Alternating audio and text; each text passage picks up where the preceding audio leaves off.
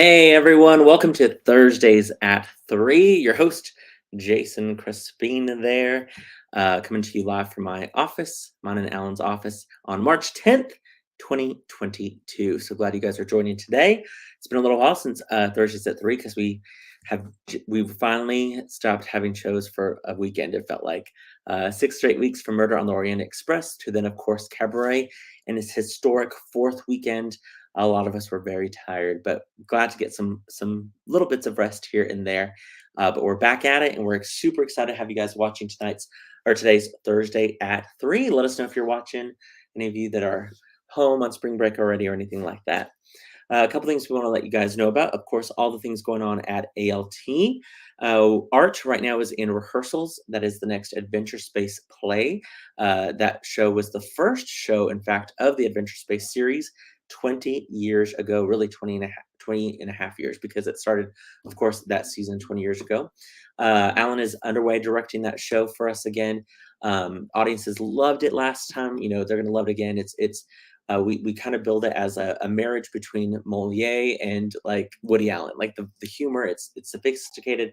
There's some great pieces of just kind of concepts about art that's discussed in the show. So definitely be on the lookout for art information coming your way. Reminder that season tickets go on sale on March 21st, so just around the corner. Good afternoon, Miss Courtney Frazier. Good to see you're watching. Hope you're having a great day. So we're just, making sure people are aware art is coming around the corner. You're going to want to get your tickets for that, of course. We also had a busy week. I had a busy week this week. We had Shrek the musical auditions. We were very lucky that we had an amazing talented group of people. In fact, we had 110 talented individuals audition for that show. It was mind-blowing to see so much great talent, some amazing new talent as well. So kudos to everyone who braved the auditions, and we thank them so much. We have callback startup tonight, and then we have cast list that will come out on Saturday. So a lot of things still going on with that show, but it's going to be a great show for sure. Also, a reminder, just because we talked a little bit about it already, but just a reminder, our Academy will be on spring break. That's right, we take spring break similar to AISD, and our spring break will start, of course, this Monday the 14th and continue on next week. So hopefully everyone will have a safe and happy spring break, whether they're traveling or staying home and just getting some good rest, or they may have rehearsal because a show's opening soon. And before we talk about that show and the amazing director, we want to make sure you guys are aware that, it's not necessarily always something to think about when we talk about elections or voting, but ALT needs your help. That's right. We need your help in picking the ALT 2022-23 main stage season.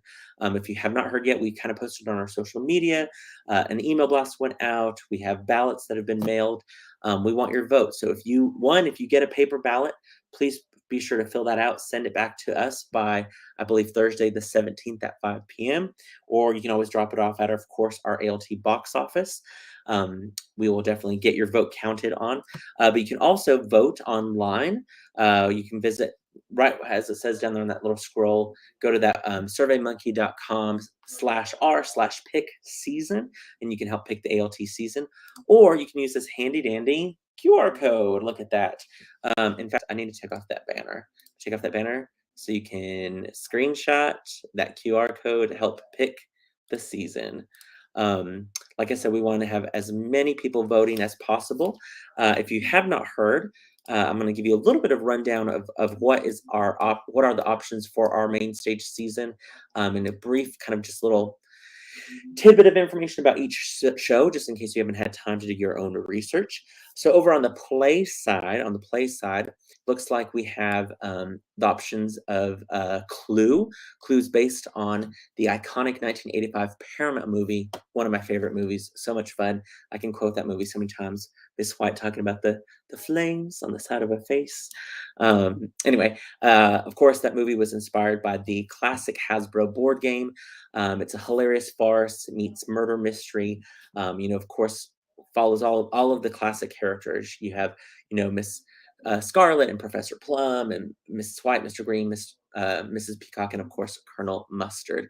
So it's a big whodunit. You got to figure out who, where, when, why, all that good stuff. So it should be a fun show, of course. We always have a blast when it comes to murder mysteries on our ALT stage. Second on our list is a hilarious comedy called Fox on the Fairway. It's a tribute from Ked Ludwig. Ludwig, you might remember, of course, we just produced Murder on the Orient Express of his, Baskerville. We've done Lend Me a Tenor in the past, so Ken Ludwig definitely knows comedies. Basically, it's a big farce. Takes the audience on a hilarious romp, which pulls the rug out from underneath the stuffy citizens of a private country club. So basically, it's all about this country club. They're starting. They have this golf tournament with this other country club, and it's just madcap adventures after that. It basically talks about a love story and life and this man's eternal love for his favorite thing, which is of course golf. So if you like golf and you like comedies, that might be a show for you. Next on our list is a Pulitzer Prize winning play called Look Homeward, Angel. It was the winner of the 1958 Pulitzer Prize for Drama. It's an authentic American classic. It says this powerful and vital play captures the humor and the grief, both private and universal, of Thomas Wolfe's novel about a youth coming of age. Concentrating on the last third of Wolfe's story, the play vividly portrays Eugene Gant, his mom, who is obsessed by her material holdings and who maintains barriers against the love of her family, his father, a stonecutter imprisoned by his failures, and the brother who never breaks away. Quote, one of the finest plays in American dramatic literature. So we have this great classic play on the list. It deals with kind of a turning of age and just kind of the historical aspects of an American life. It's a beautiful play. Look Homeward, Angel. Next on our list is a great play called Significant Other. It's a new work. Um, it's a beautiful play centered around a character named Jordan Berman, and he's single and he's out with his friends, and it's the four of them, and they're living life as best as they can. They're all single, and one by one, each one of them starts maybe getting that ring on their finger, and it just is a beautiful play about being the third wheel sometimes, and the struggles of being the extra person, the friend in your friend group. It's a beautiful play. It says, but as singles night turns into bachelorette parties, Jordan discovers that the only thing harder than finding love is supporting the loved ones around you when they do. I think we've all been there at some point. I know I have. But it's a beautiful play for sure about man, when people around you are continuing and finding different things and stuff like that. Definitely can be hard, but it's a beautiful play for sure. So check out Significant Other. Finally, on our ballot, it's These Shining Lives. These Shining Lives is based on the book The Radium Girls by Kate Moore. For those of you who may not know that circumstance, it's a real life circumstance. I believe there's even a Netflix series now called Radium Girls or something similar to that. But These Shining Lives basically is a play that chronicles the historic strength, heroism, and determination of the women at the Radium Dial Company during the 20s and 30s. And basically, these women were, working there, and they were, working on the clocks of these the faces of the clocks. And little did they know that there was radium in the paint and stuff like that as they were applying it. And some of them, got very ill and with radium poisoning and different things like that. So it's definitely a play that is an inspirational story of survival, and it's a beautiful way of looking at life in these women's lives. So check out These Shining Lives. So those are our 5 plays. 1, 2, 3, 4, 5. Yep, and approximately 2 will get selected for the main stage season. Very exciting.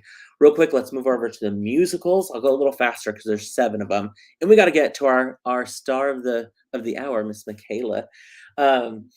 First up on our musical list is A Funny Thing Happened on the Way to the Forum.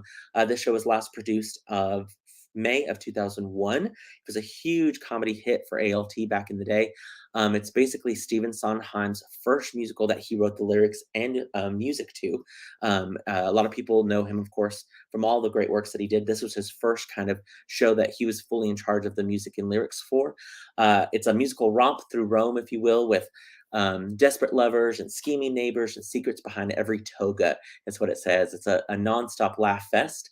There's character Pseudolus, and he is a crafty slave, and he makes a deal that he can get his freedom if he can get his young master Hero to basically a girl to fall in love with him. And mistaken identity, of course, and all those things. But it's where something that we all know of is a great song called "Comedy Tonight," and that kind of starts off that show with all the actors kind of taking the stage, letting the audience know they're in for a real comedy treat.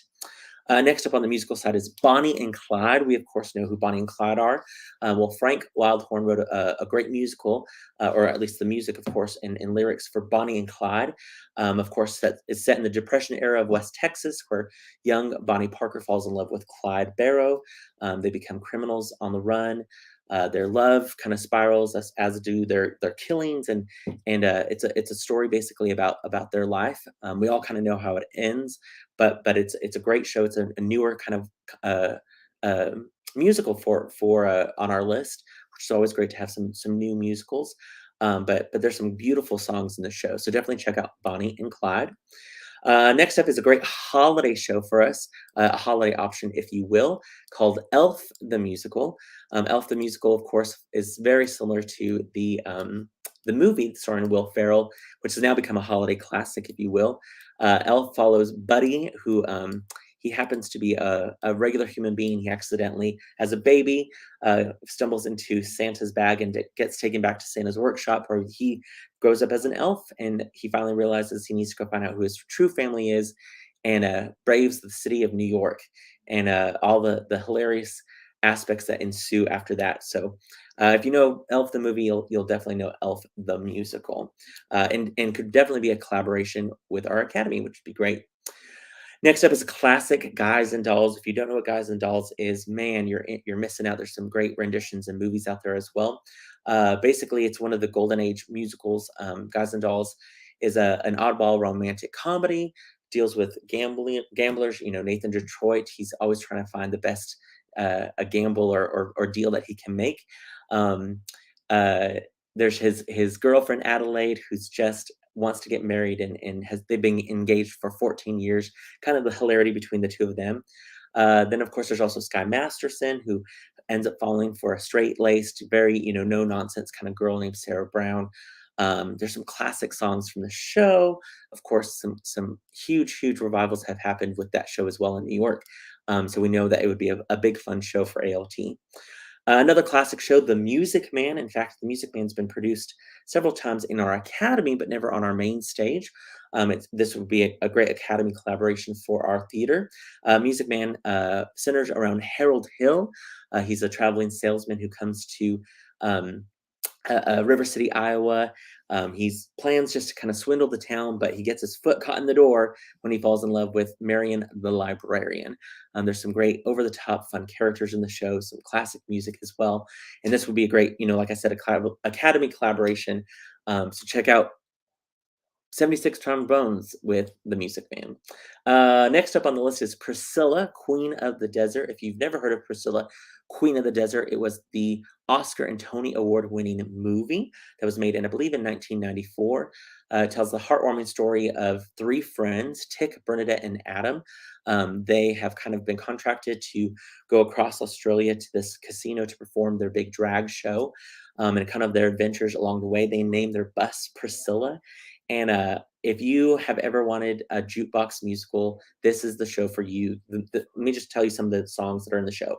It's Raining Men, I Will Survive, Hot Stuff, Boogie Wonderland, Go West, Girls Just Want to Have Fun, I Love the Nightlife. All of those songs are in this number, or in this is musical. It's bright, it's funny, it's fabulous.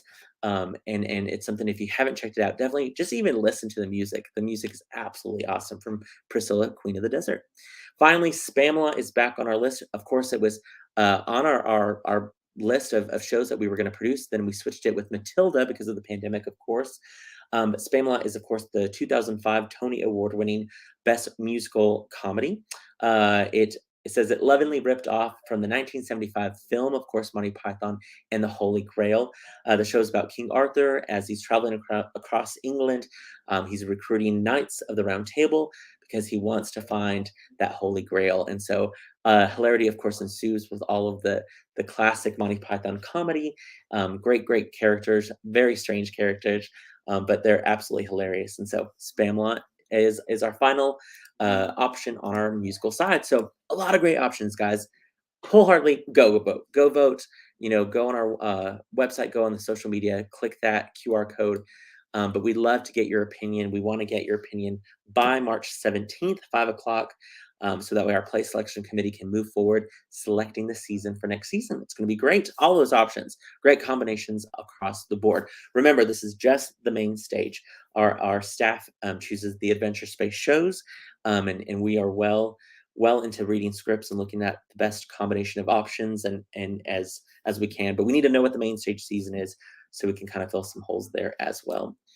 Okay, now it is my great pleasure to bring on our current Academy Director. She is, of course, the artistic director for the Academy production Tuck Everlasting, which will be opening up soon at the end of this month. Let's bring on Miss Mikayla Garren. Hey, Miss Mikayla. Hi, Jason. How are you today? I'm good. How are you doing? Good. I haven't seen you at all today. Mikayla and I had a luncheon earlier that we rode down to, and so we've just basically got out of a car and we're like, okay, see you in a little bit. Thursdays at 3. Got myself. It's cold out there, Mikayla. It's so cold, but I love it. I love the Yeah, winter so much, so I'm not sad I about it. do. I do too, but I feel like now it's spring, so I feel like we should have had all this weather, just November, December, January, maybe a little February, but now it's March. We got to March move on. like 21st or 22nd though is the first official day of spring. Now, once that day hits, I'm like, okay, no more, no Then more. you're ready. You're ready to move on. Yeah, so Nice. I understand that. Yeah. Well, thank you for being on Thursdays at 3 today. Talk about Tuck Everlasting. I know a lot of people are excited about this show, which opens at the end of this month, March 25th, runs 2 weekends through April 3rd. Tell us, what is Tuck about? I don't, some people might not know what Tuck Everlasting, they may not have read the book or seen the film or anything like that. So in a Right. nutshell, what is Tuck Everlasting, the musical, about? So, yeah, it is based on the novel by Natalie Babbitt that came out in the 70s. I know a lot of people read that in school, but probably like elementary. Yes, there was a movie with, oh, I almost said Winnie Foster, Rory Gilmore in it.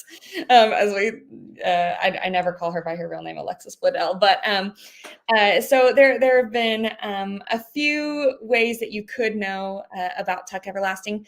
The musical came out in, I believe, 2012 and had a very short stint on Broadway. It is way more like the book. It's very, very similar to the book. Not very much like the movie. But in a nutshell, the story follows Winnie Foster, who is 11 years old, and she is a self-proclaimed good girl who just follows all of the rules. But something happens in her life that just makes her want to kind of become more than a good girl. She says she wants to go find adventure. And so on a whim, she decides to run away, and she runs into the Tuck family, specifically Jessie Tuck. And she finds out about them and a secret that they have been hiding about their life. So the Tucks kind of bring her in, and she kind of gets to know them under lots of weird circumstances. But Uh-huh. they all kind of they love each other. She kind of finds a different family there, and then she has to decide if she wants to go back to being like good girl Winnie Foster at home or live this adventurous life. Yeah, Ooh, it's at a crossroads, if you will. yes, yes. It doesn't sound like a lot happens, but it does. I just will give away a lot if I tell you anything more than that. Are they in the mob? Is it the mob? Is it just It's this the big mob. It is the Italian mob in Treegap, New Hampshire. Godfather, Winnie the musical, but just Foster, changed yeah, yeah. she just runs it all, There you but go. not in a way, so Now, what made you select this show for the spring musical? So I love Tuck Everlasting, the musical. I listened to it a little bit. It came out, I think, oh gosh, it was either 2012 or 2016. Now I'm wondering if it's 2016. Anyway, one of my graduation years, whichever year it was. And so I listened to it a few times and really loved the music. Um, Also, I read this book for the first time when I was nannying in New York. And it kind of holds a special place in my heart because I read it with the little girl that I nannied. And it was Oh. her first novel to kind of like read by herself. And so it's such a fun, simple story with a beautiful message. And then being a dancer, it relies on more of a lyrical style of dance to tell so much of the story. And I loved that and hopped on that chance because we have a lot of great dancers in the academy right now. So and it was a good balance for 42nd Street in the summer. This is a new contemporary play with lyrical and kind of almost folky music, and then of course you've got 42nd Street, which is just like what you think of when you think of a Broadway show and tap. Yeah. So I thought it balanced it out well. Plus, I love the story and I have a little bit of a connection to it. Nice, nice. That's great. I never read it. I didn't know the movie. I just, my kind of first encounter with it was the Broadway musical. I didn't get to see it or anything, but I heard music from it, of course, and saw some of the cast members, and so was like, oh, okay, kind of understanding a little bit of what the show is about. But very, very exciting that when you selected it, I was like, great, I finally get to see Tuck Everlasting now because I don't really know the show that well. Now remind us, of course, you have how many Academy students in the show? So we have 72 Academy students in the cast. And then we have a stage manager who's an Academy student, and then 5 additional Academy students on crew. So totaling, what is that? 78? Yeah, Yeah. 78 kids. Wow, that's great. And what ages again? 5 to 18, I Wow, believe, okay. unless we have like a sneaky older senior. Right, yeah. Yeah. And then remind us who is your production team? Production team. I have a really cool production team. They're so balanced, help me out so much. Criselda Reyes is my assistant director. Jamie Humphrey and Academy student Allie Groomer are my 2 production assistants. And then, of course, Brandon Beller is our music director, and Beth Alexander is our choreographer. And then, and I have forgotten, we have 79 Academy students. Savannah Miller, who is a senior in our academy, she is our dance captain. Yeah, so a really stacked production team. Plus, we have Taylor Dubois helping us run sound. So we've got lots of people very Yeah, passionate. that's great. Yeah, that's awesome. Now this is, we talked in the fall about your first show to direct with it being Sherlock Holmes. This Yeah, is the first musical that's all you as far yeah. as the director goes. Uh, how does that feel? How's it going for you as far as your directing, musical debut by yourself with this being your vision and all that? How are things going with that? Um, I it's weird to be like, great, but I feel like it's going well. I am constantly learning, like every single day, every single rehearsal, every scene. I am learning so much. So I'm really grateful for that, for the opportunity to get to still learn. But I feel like it's going very smoothly because I have such an incredible team helping me out. I had that amazing last year of learning and shadowing, and then Newsies getting to, you know, uh, co-direct with you. I feel like it has really prepared me for this. So, and musicals are kind of more my comfort zone. So it has been nice. Sherlock, even though it was way shorter and a smaller cast, Tuck is weirdly easier for me. So it's nice to have had Sherlock that challenged me more at the beginning of the year, so that now I can feel more comfortable with Tuck. Sure, sure. That's great. And we should say, without right now, it's a weird season for the main stage season when we had Patsy Cline, of course, start our season in July. Yeah. So right now there's not a March show. So you've been really fortunate to have the main stage really for most of your rehearsals and the sets being built, instead of it starting on Monday the 14th, the first time it could start. They've been working hard on that, of course. Set designed by Tana Robertson. Yes. awesome. So I know that, without giving anything away, it's fun to go in there and be like, "Oh my gosh, so much stuff's already done or is Yeah. getting done." I've been jealous of like, wow, for 15 years I was always struggling getting our like squeezing in our spring big academy show because there was no time to build anything beforehand. Yeah, I keep So saying, like, our short time with Sherlock has balanced out with our long time with Tuck, because I think with yes. Sherlock, they started working on the set, like, a week and a half before we opened or something, and Yeah, welcome to being the Academy I Director. was, like, having a heart attack. Yeah, when we have to squeeze in shows like that. Yeah. Your number one fan is here. Dakota Warren says, Mikayla, number one fan here. Love it. Love it. Oh, so happy. Now let's see. obviously you were familiar with the show beforehand. Are there elements of the book that you were excited that were in the musical that maybe weren't in the movie? Oh, yeah, and don't get me wrong, I love the movie. It was, like, beautiful, romantic, like, I feel like it was, like, Notebook for teenagers or for, like, 10-year-olds at that time. It was just, like, just beautiful and lovey-dovey and amazing. However, they aged up Winnie Foster to make it more of a love story. So in the book, she's 11 Oh, years okay. old, and it is not a love story, not in that way.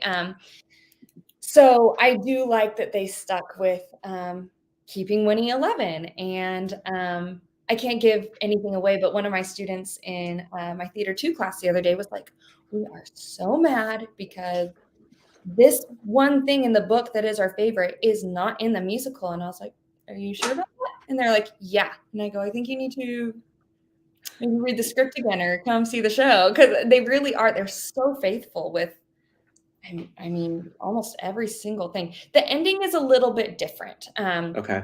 It it wraps it up much more quickly, than in the book. In the book, they have time to kind of, another location, and, um, things just don't wrap up quite as smoothly as they do in the musical, but I felt like that was a good change for the musicals. But I think it's the only thing that comes to mind when I think of changes that the musical made.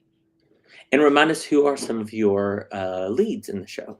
Yeah, Kennedy Cardenas is our Winnie Foster. Oh, just wait till you hear her sing. It's like I was like, "Okay, it took me until college to hit that note, but you go ahead, that's fine." Fantastic. We have, Colby Hurt. I wanna say all the Hurts names when I try to say Colby, and so it takes me forever to say his name for kids. Anyway, we have Colby Hurt as our Jesse Tuck. We have, Maddox Knight as our Miles Tuck. We have Sterling Knight as our May Tuck, and then we have, Grayson Darrington as, Angus Tuck, and those are our 5, like, maybe most prominent lead, but we have a lot of leads in this show. They're all doing incredibly well. It's fun. Good, good. I mean, exciting. This is kind of Kennedy's first big thing for the theater, so it's going to be fun to see Yeah. her in that role for sure. Yeah. Remind our audiences, where are you at right now in your rehearsal process? Yes, so like you said earlier, spring break is next week. Um, we wish we could give them the whole week off, but also I wish we could rehearse all next week. Yeah, yeah. Terrifies me. So tonight is our last rehearsal before they go on break for spring break. They come back on Wednesday for a full run, Thursday full run, Friday full run. They have one day of a break, and then Sunday begins our tech week. So we'll have rehearsals Sunday, Monday, Tuesday. We have 2 school performances Wednesday, 2 school performances Thursday, and then we open Friday. So we're really close. Yeah, it's so exciting to think how performances are just right around the corner, They and are, yeah. rehearsals are gonna be reflecting of that. And I Absolutely. know this show has a couple of unique props. I think you found them all right. You're not in need of any. Our patrons shouldn't look in their closets or attics for anything, or I don't think so. I okay, think we're good. okay. I know Yeah. there were some fishing poles that you were like trying to figure out and stuff like Fishing. that. So Yes, I was looking for a fishing net, but we're all good. We've got it. We figured out how to make a fishing pole for 1893. So that was really good, good, awesome. Well, I know your cast is all working hard. I know your production team is working hard as well. What with this show, maybe were there some challenges that you weren't, didn't expect, or maybe where you're like, oh, with this show, this type of dance lyrical is new for us, or any challenges that have popped up that you guys have overcome. Um, I mean, I think that that's always the case to some extent in shows. One thing, yes, the lyrical, it's such a different dance style that I think sometimes we can hide some of our technical imperfections in the classical, like musical theater style. Lyrical is all about just showcasing all of those imperfections. So, like fix your fingers. The energy has to go all the way through your fingers. Don't break your wrists right there. Reach out higher. Don't do that. Just little things like that are probably notes that we wouldn't have to give to, our 42nd Street kids, because we find ways to hide that weirdly when we're dancing. So yes, that is one. Another is the music. At one point, and it's not like a big, beautiful song. It's just ensemble in the background singing this fun, upbeat song. It's 5-part harmony with a lot of oh gosh, what is that word I'm looking for? When there are two notes right next to dissonance. There's like lots of dissonance in it. And the kids are doing it. They're incredible. But I'm like, oh my gosh, it sounds like Eric Whitacre in this moment. I wish it was a long held out note, but it's like 1, 2, 3, and they just have to hit it. So the music is challenging. The ensemble is in everything. Even if you don't see them, they are there. They don't get a break. They're backstage singing in everything. Wow. Yeah, so it's just a little bit of a different style of show. Plus the script, there are things in the script that I just like, oh, they get us every night. And then there are things in the script that I'm like, what is that? Like, why in the world did we write that? So, trying to find motivation and why did they write that? How to affect your character and things like that. Plus finding a frog. There's a frog in our show, and I'll just order it on Amazon or go to a toy store. No, I spent like a ridiculous amount of money on a dumb frog. Thankfully, I can return it. A family brought awesome frogs, but I was like, that's not something I thought was going to be difficult to find. Yeah, sometimes looking for a prop, it can take you way longer than you thought, because it just is not as easily accessible as you might think. Yeah, I've been there before for sure. I love it. What are you hoping audiences take away when they come see the show? Ooh, so my favorite line of the entire show, it's at the end. They talk about seeing the 7 wonders of the world, and they can't wait to see the 8th and 9th wonder and stuff like that, and just the adventure. And at the end, and oh gosh, the music is beautiful with it too. It's a lyric in a song. They say, life is the greatest wonder of all, or on earth. And it's just the whole show leads up to that moment. And that doesn't give anything away, but like that one lyric, it just hits you, because the whole show is about each character trying to figure out how to best live their life, how to find that balance between good girl and adventure, and what it means to have everlasting memories, and just the simplicities of life and what makes life beautiful. And so if audiences can come in and just see that even in their, whatever version of they have of like a fenced-in yard, or whatever dreams that they had that maybe didn't pan out because they're doing something else, I hope that they can find the beauty in their own lives, and the beauty of change, and of just simply being together in relationship, because that's really all it is. It's just the beauty and the simplicities of life. That's cool. I love that. I cannot wait to see it. It's going to be so good. So good. There's one part at the very end that is like very technical, and oh my gosh, the first time we all saw it, including the kids, I mean, there's one part where the music kind of dips, and all you heard was, and I was like, oh no. All the kids were crying. My production team was on like their 4th tissue. Like, oh, I'm so excited. It's just so pretty. They're doing such a good job. Yay, I love that. I love that. We cannot wait to see it. We, of course, want to remind patrons of when Tuck Everlasting will be playing March 25th and 26th, April 1st and 2nd at 7:30. On the 26th and 27th, April 2nd and 3rd at 2:30. Those are Saturday, Sunday matinees, of course. We want to remind our audiences that on March 27th and April 2nd, those 2 matinees will be the masked performances. So our audiences will, come wearing the masks. And tickets are on sale right now to season ticket holders. But this coming Monday, Spring Break Monday the 14th at 10 a.m., they go on sale to our general public. So spread the word. Everyone should be coming to see Tuck Everlasting. It sounds like it's going to be a phenomenal show, of course, led by Mikayla and her amazing production team, with all of them working so hard on the show. Gosh, almost 80 kids a part of this show, which is great. Not and then when you factor in all the kids that are going to get to come see it with school performances, a lot of them might be reading this book in their school right now, or have just seen the movie or anything like that.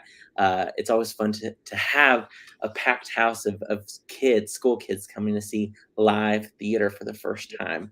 And we should let people know, of course, that your school performances are already pretty much booked up, correct, Mikayla? I know we have just a few seats available in every show, but so maybe if there's like a homeschool group or some families, they could reach out to you. Small groups could potentially reach out to me. Yeah. Great. So if you perform in if 2 you weeks. need the what was that? But quick, because we perform in 2 weeks. Yeah. So if you have any more maybe questions about school performances or Tuck Everlasting, or also real quick, will you give us some info about Showstoppers and their competition in April, and how our patrons can help them get there even quicker? Yes. Do you like coffee? I know you don't, but Sadly, I don't. if you're like me and have a headache if you don't have enough coffee every day, let me tell you, we've got the deal of a lifetime for you. Showstoppers Show Choir. That's our Academy Show Choir. They are going to compete in San Antonio with a 20-minute program. It's going to be awesome. We're going to compete for a few awards. We're going to get feedback. It's going to be a really, really cool competition. It's a great company. We are going in April, and the kids are in charge of raising their own funds to get there. So we have a couple things going on. Down the road, we've got a Jason's Deli night, and we'll spread information about that. You'll be able to go into Jason's Deli and tell them that you're there to help the ALT Showstoppers, and a portion of your order, the profits from your order, will go to the Showstoppers. Same thing with Chick-fil-A. We're going to announce that pretty soon as well. Just got an email about that. But the best way to help them is going to be by buying Palace coffee from them. They are selling bags of Palace coffee. They have 4 different blends, 3 different blends, and then like a surprise blend that you can buy. Just, bags like this big that'll get you through, I don't know how much coffee you drink, but for me, it gets me about a month. And 50% of what you're buying goes straight to the kids. So that is a wonderful, wonderful way to help them out. If you're interested and you don't know any of the Showstoppers, feel free to email me also at that email address, and I can get you hooked up with a kid, and you'll be able to help them get to San Antonio. And when is the last day that they can make an order on that fundraiser? Yeah, good question. Last day that they can order is not this Monday, but the following Monday. So the 21st. The 21st. Sorry, I'm like thinking in terms of when is show. it? Yeah. Yes. So that's exciting that they're going to go compete. And will there be a public performance before they go compete of their show, like a night where people can come see what their I guess competition piece will be? Maybe, yes. Maybe so. Maybe, yes. Or people can maybe donate at the door or something. No, yes. Yeah. Okay. Yes. Keep us posted, because we'll spread the word. We love to be able to support the Showstoppers, and their, gosh, they years ago, Showstoppers got to go to Disney World and compete. Then, of course, pandemic hit. So we're excited that these hardworking kids and instructors can get to go highlight their talents at this competition. And any way we can help in any capacity. So buy some coffee from Showstoppers. Let Mikayla know. Send her an email if you need some help figuring out who, how, where, when, why to buy. We'll keep you posted on more of those restaurant nights to help support the Academy as well. And then if they have a performance where they might, just take donations at the door to get them there, that'd be great as well. Real quick, Dennis Humphrey says, "Yay for school performances. So glad they are back." Yeah. So true, Dennis. And then Shelly says, "Hello, Jason and Mikayla. Can't wait to see Tuck." I know. I'm so excited to see Tuck as well, Shelly. It's going to be a phenomenal show. Well, Mikayla, I appreciate you so much. thank you so much for being on Thursdays at 3 today. I know we've had a busy day, so I appreciate you taking time out of your busy day. Those of you patrons at home, don't forget, your opinion matters. We need you to vote, vote, vote to help pick that ALT 2022-23 main stage season. You can do so by going to that website right there, scan that QR code as well, and then you also will get a paper ballot probably in the mail. Fill that out, send that back to us, or drop it off the ALT box office by the 17th at 5 o'clock. All right, Mikayla, have a good final rehearsal before going into spring break next week. Thank you. I know your kids are working hard. I got to go get things ready for callbacks for Shrek. So many things going on at ALT. Alan has art rehearsals. So every corner of the theater is busy tonight. So we're, excited about that. It's a good thing to be so busy. But I hope you have great rehearsal tonight. Tell all the kids that we cannot wait to see them in Tuck Everlasting. And then I'll coordinate with you. Hopefully we'll have some of those kids on next week's Thursdays at 3, where we can promote more about your show, maybe show some press photos and things like that. Yeah, sounds great. Awesome. All right. Thanks, Mikayla. See you soon. Bye.